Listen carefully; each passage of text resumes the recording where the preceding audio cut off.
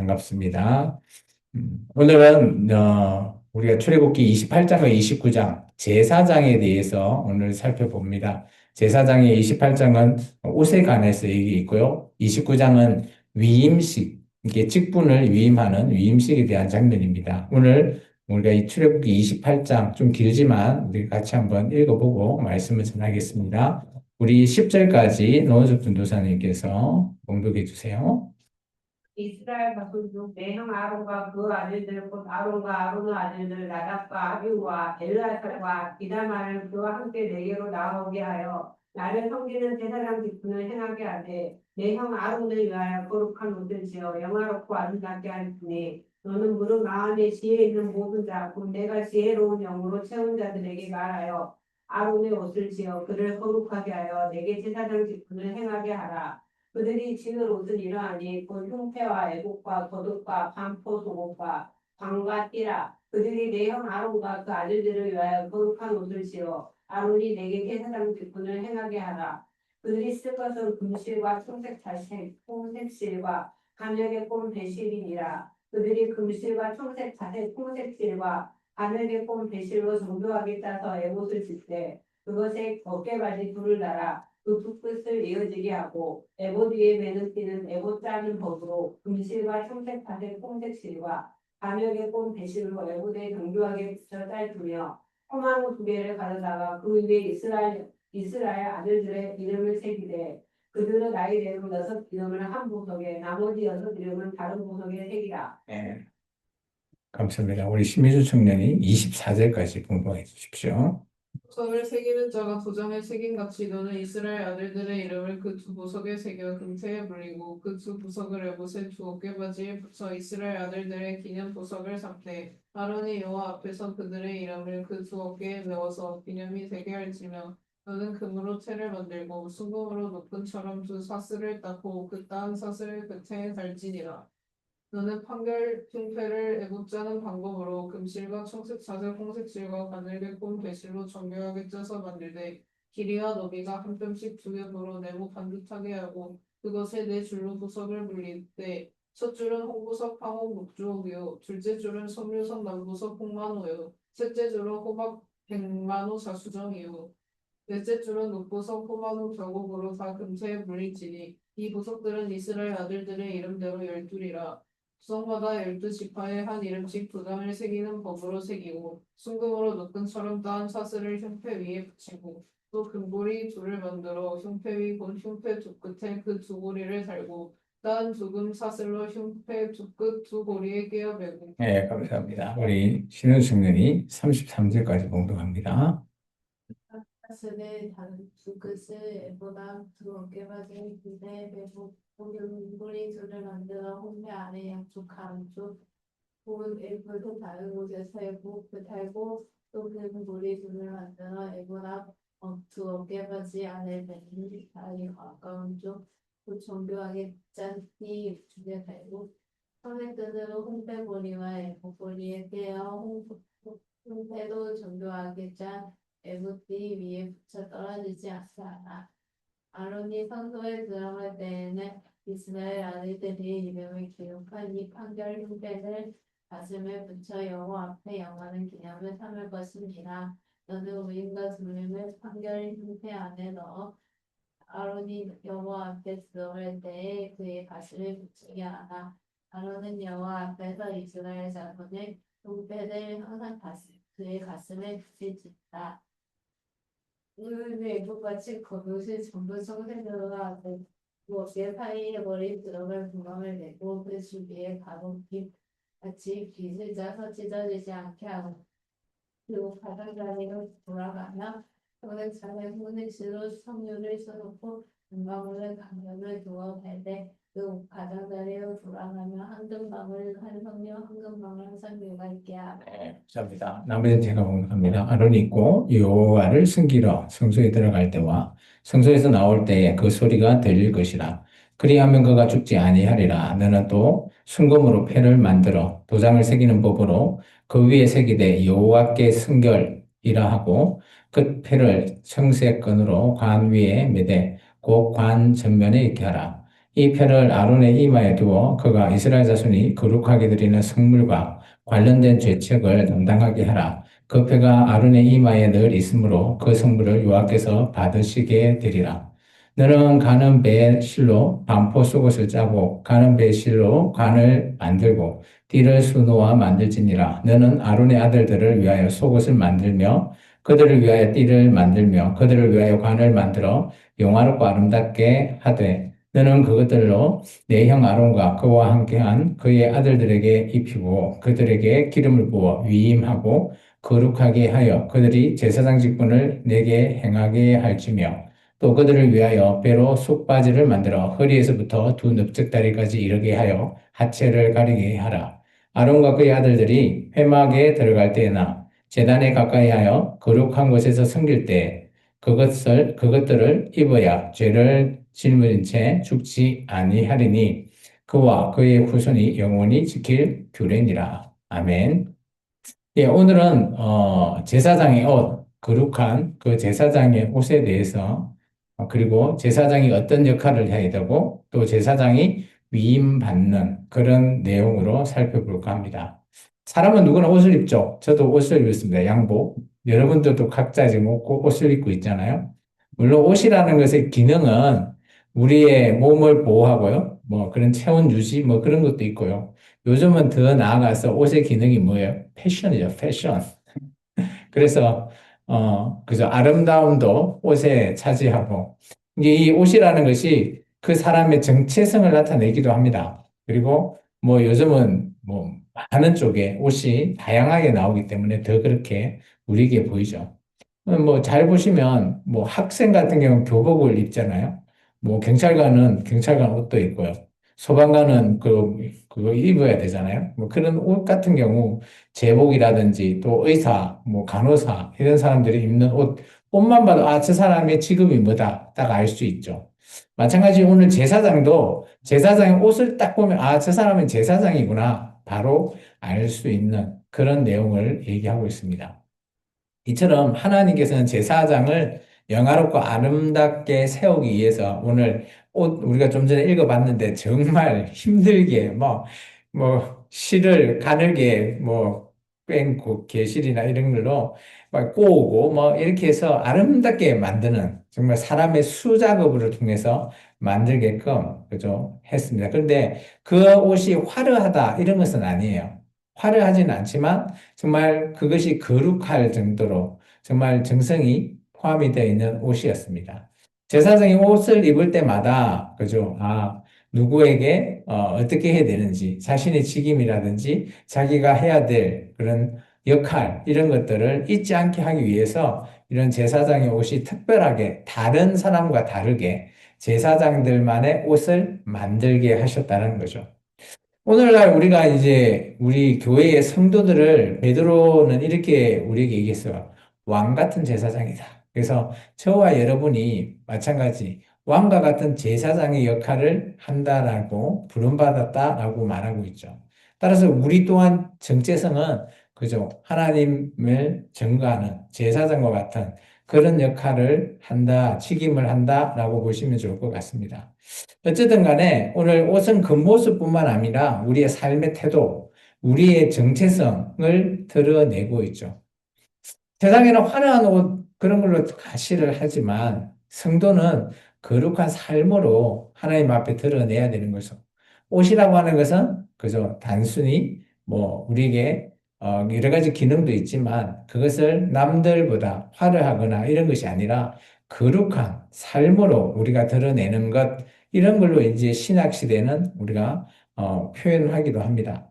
그래서 우리가 말, 행동 이런 것들이 하나님 앞에서는 뭐 우리 오늘 제사장의 옷처럼 거룩하듯이 우리의 말, 행동이 그런 거와 비슷하지 않았나 그렇게 생각합니다. 오늘 본문은 우리에게 묻죠. 너는 어떤 옷을 입고 있냐? 그죠? 세상에 옷은 많이 있습니다. 근데 그것이 우리의 정체성이라면 우리는 과연 어떤 옷을 입고 있어야 되냐라는 것을 말하고 있는 거죠. 그래서 오늘 거룩한 제사장이라고 하는 이들이 어떤 옷을 입고 어떻게 구별되어 있는지를 좀 살펴볼 필요가 있어요. 왜냐? 우리가 세상 사람과 구별되어야 되기 때문이죠. 이제 그런 의미에서 오늘 제사장에 입었던 이 옷을 오늘 우리 성도가 나중에 요한계시록 가면 똑같은 세마포, 에봇, 그죠? 예복, 뭐 이런 표현을 쓰거든요. 똑같은 표현을 쓰고 있습니다. 그래서 오늘 우리가 이런 옷을 입어야 되죠. 이런 옷을 입을 이유는 구별된다라는 겁니다. 이제 말씀으로 돌아가 보겠습니다. 출애굽기 28장 2절입니다. 같이 한번 읽어볼까요? 내 형 아론을 위하여 거룩한 옷을 지어 영화롭고 아름답게 할지니 라고 되어 있죠. 이 말씀은 제사장을 외모로 꾸며라 뭐 이런 표현은 아니고요. 하나님 앞에 섰을 때 거룩한 모습으로 구별되게끔 만들어라라는 겁니다. 그죠? 그래서 그 사람의 정체성, 이게 제사장이라고 하는 정체성, 상징을 부여해라라는 것입니다. 사람은 옷을 입을 때 마음가짐이 달라지죠. 그죠? 편한 옷을 입으면, 그죠? 마냥 편하게끔 보이지만, 제같이 이런 양복 같은 걸 입으면 조금은 불편해도 이런 자리에 나가면 조금 절제해야 되는 뭐 그런 우리의 마음가짐도 있습니다. 뭐 결혼식에 신부가 웨딩드레스를 입으면 어때요? 우리 웨딩드레스를 입은 신부님들 이전에 어떤 생각이 들었어요? 지금 입지 않은 우리 청년들은 모르겠지만 입어본 사람들은 어때요? 불편하긴 하지만 그 자리에서 막 마냥 즐겁게 할 수 있는 그런 것은 아니죠. 격식에 맞게끔. 그 자리에 결혼식이라고 하는 그 모든 의식을 다 치르는 그런 자리고 그런 옷을 입는 것이죠. 오늘 하나님의 나라도 마찬가지입니다. 하나님께서 제사장이라고 하는 이 거룩한 옷을 입는 순간 이것은 그냥 하나님 앞에 그죠 중보자로서 제사로서 하나님께 드려지는 그런 모든 역할을 하는 게 하나님의 백성과 하나님 사이에 중보자의 역할을 하는 거죠. 제사자의 역할을 하는 겁니다. 베드로전서 2장 9절이 그 말이죠. 2장 9절을 보면 그러나 너희는 택하신 족속이요 왕 같은 제사장들이요 거룩한 나라요 그의 소유가 된 백성이니 이는 너희를 어두운 데서 불러내어 그의 기이한 빛에 들어가게 하신 이의 아름다운 덕을 선포하게 하려 하십니다.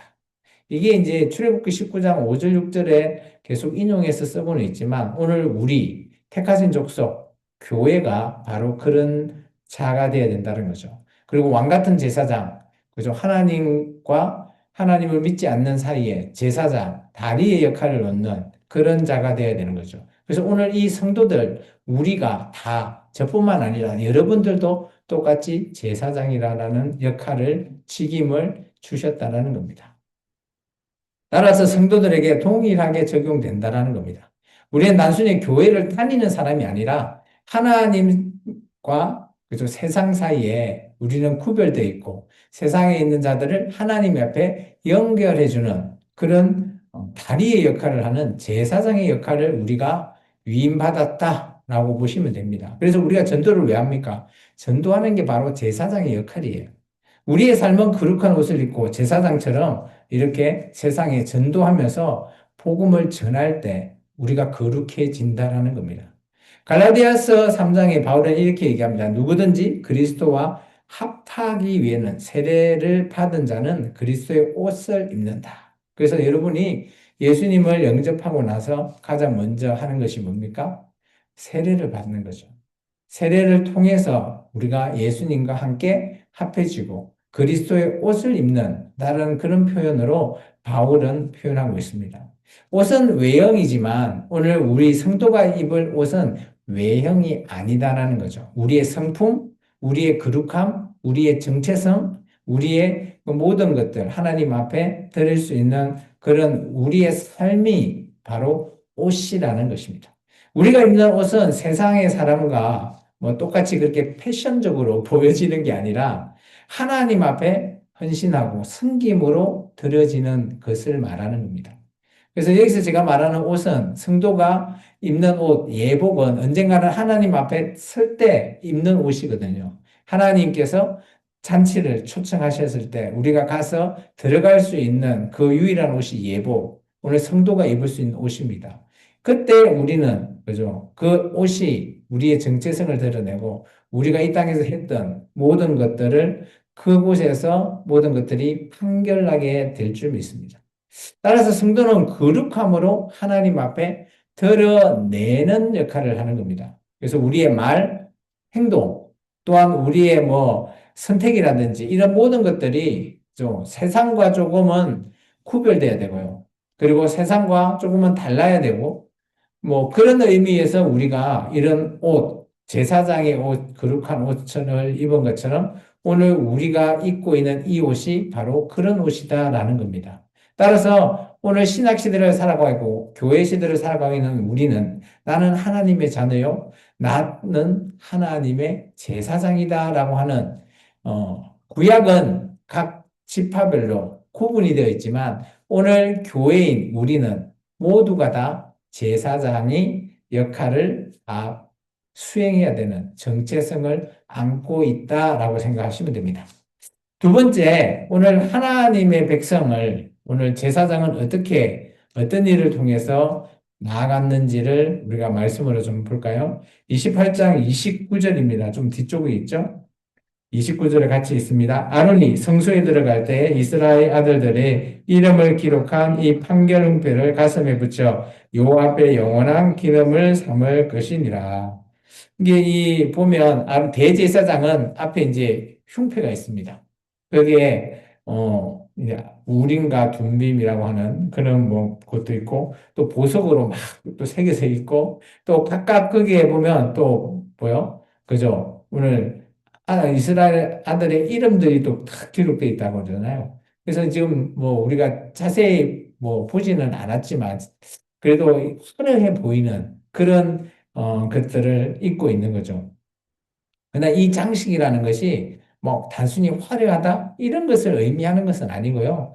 여기 안에는 다 의미가 있다는 거예요. 보석도 12보석도 나중에 저 그 새 예루살렘 성 요한계시록에 가면 그게 들어갈 때 보석이 마치 여기 제사장에 있는 12보석과 동일한 보석이 있다라는 거예요. 놀라운 거는. 이제 그것이 이어져 있습니다. 그래서 이 의미가 다 있다라는 겁니다. 그렇기 때문에 오늘 제사장은 뭐 자기만을 위한 그런 사람이 아니라 공동체 전체를 하나님 앞에 기억하게 하는 그런 사람의 역할이죠.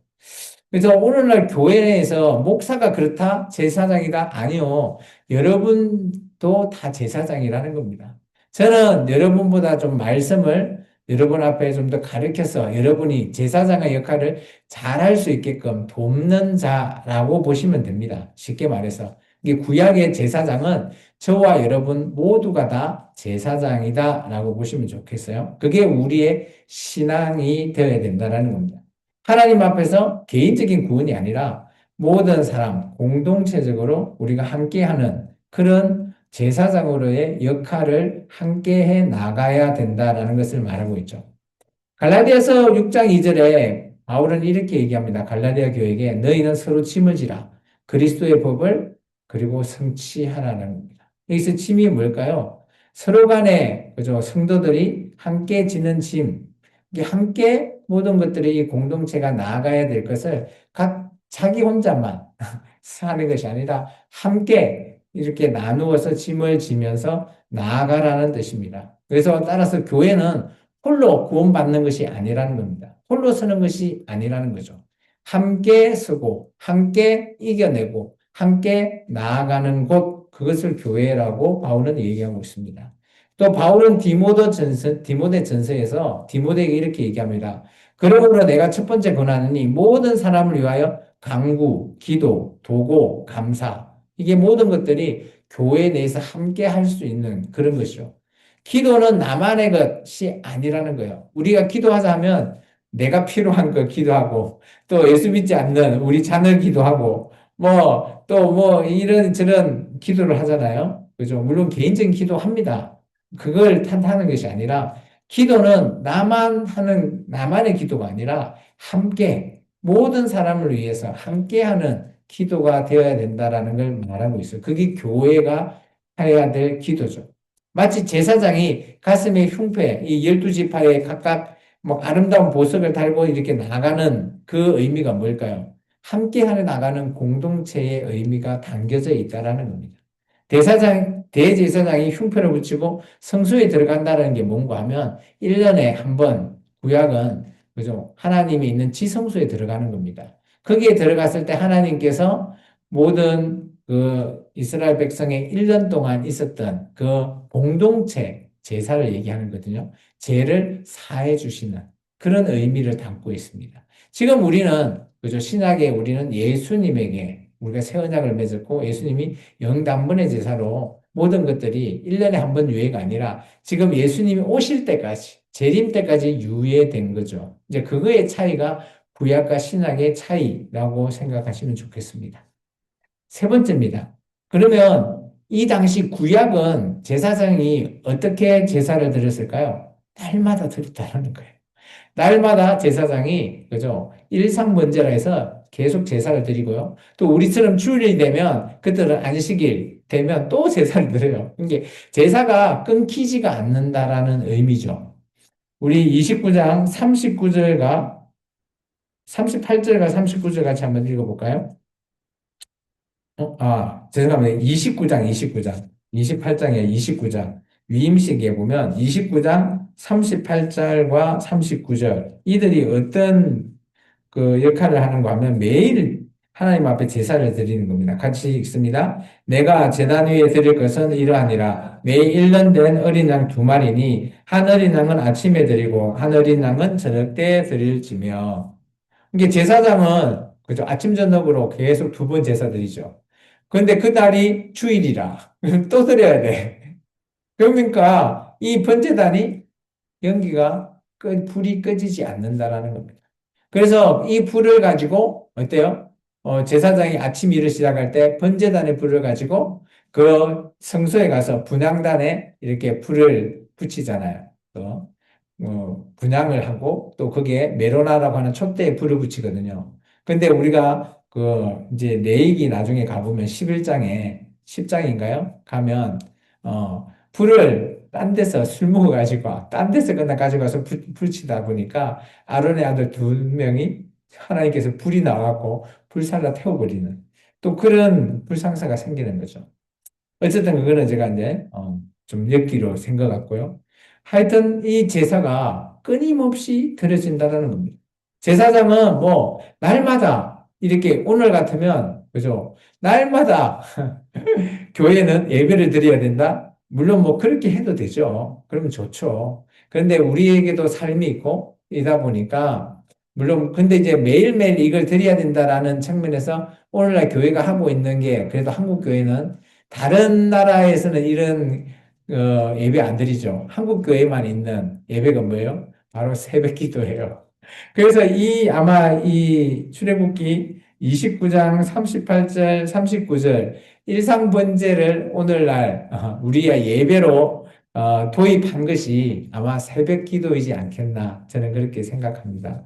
또 그렇게 우리 선배님들이 주장해서 우리가 매일 드리자 뭐 그런 의미로 그러다 보니까 이 성격이 목회자 뭐가 드리는 이게 제사장 아니냐 뭐 여러분들은 성도고 이렇게 하는데 그렇지 않다라는 것을 제가 다시 한번 얘기합니다. 저와 여러분이 모두 다 제사장입니다. 오늘날 교회는.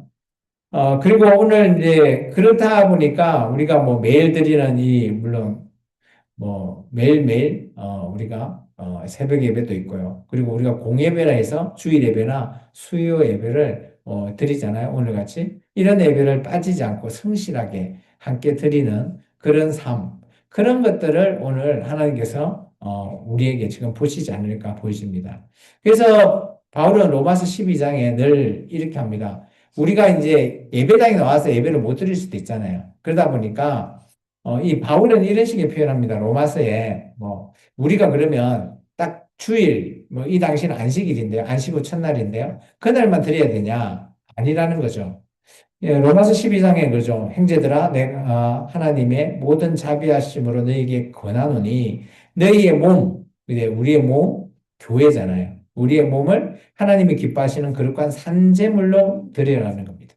이게 매일매일이 우리가 우리의 몸을 하나님 앞에 드리는 이게 우리가 드릴 영적 예배다. 그래서 바울은 우리의 몸, 우리의 삶 전체를 하나님 앞에 매일 드리는 구약의 일상문제와 같은 그런 표현으로 강조를 한 거고요. 한국 교회는 새벽 예배로 도입한 것 같고요.